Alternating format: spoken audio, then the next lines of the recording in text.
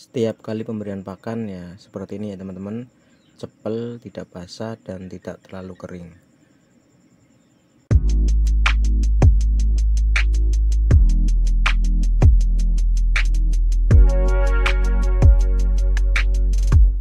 Dalam pembuatan pakan baiknya cenderung basah atau cenderung kering. Bagaimana tanggapan teman-teman semua? Kalau menurut saya pribadi sih lebih memilih ke sistem yang lebih kering. Kenapa? Kalau pakan dengan sistem kering itu mempunyai banyak keunggulan dibanding sistem basah. Salah satu keunggulannya yaitu jika makanan ini tidak habis dimakan oleh ternak kita, tentunya bahan pakan itu tidak akan cepat bau atau basi. Beda dengan sistem basah. Sistem basah tentunya karena kadar air itu banyak, itu akan mengakibatkan bahan makanan itu akan cepat basi dan tentunya akan menurunkan selera makan ternak kita, baik itu ternak ayam maupun ternak entok. Karena di sini saya sedang membahas tentang dunia perentokan ya, tentunya pengaplikasiannya untuk unggas jenis entok. Dan keunggulan lainnya untuk pakan kering itu tentunya akan mempermudah ternak kita yang lain untuk berebut pakan. Kenapa?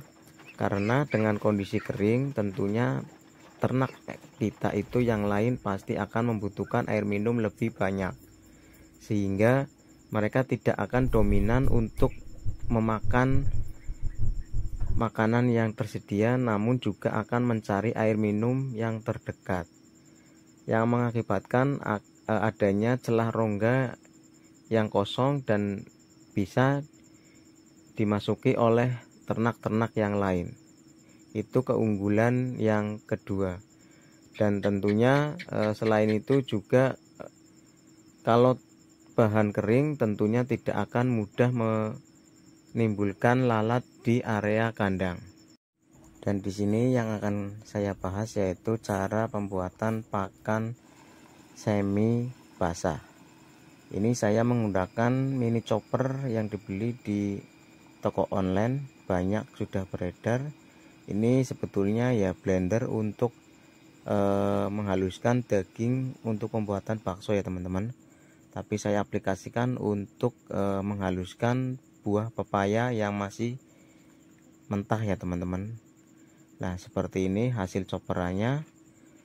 Kemudian setelah itu kita masukkan ke ember sebagai tempat nanti kita mencampurkan katul dan pepaya muda ini ya teman-teman.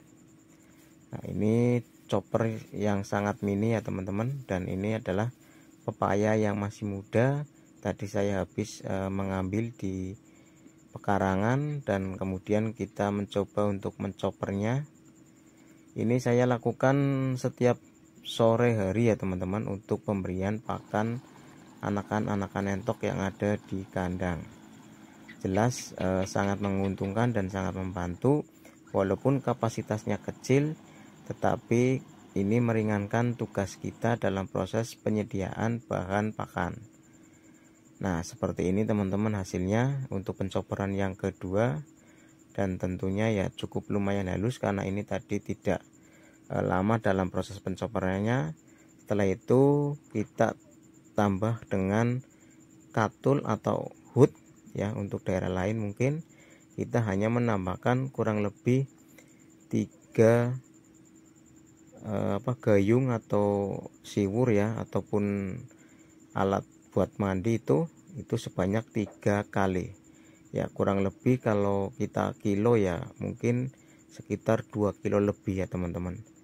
Dan kita aduk sampai benar-benar tercampur, dan di sini saya sama sekali tidak menggunakan air ya teman-teman, karena kandungan air di dalam pepaya muda itu cukup tinggi, sehingga kita tidak perlu menambahkan air lagi ya teman-teman. Tinggal kita proses aduk-aduk saja nantinya sampai merata dan tentunya siap untuk kita berikan ke ternak kita.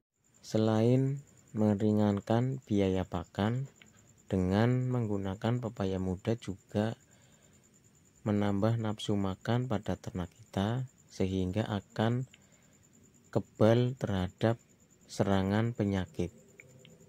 Serangan penyakit biasanya datang apabila ternak kita itu dengan kondisi lemah ataupun lapar. Itu bisa mengakibatkan cepatnya penularan penyakit di kandang kita.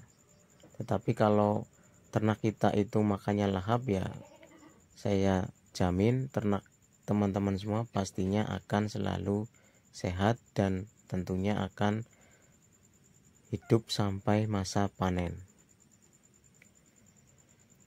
Mungkin penjelasan kali ini singkat tentang pembuatan pakan alternatif dari bahan baku pepaya muda yang diperoleh di pekarangan.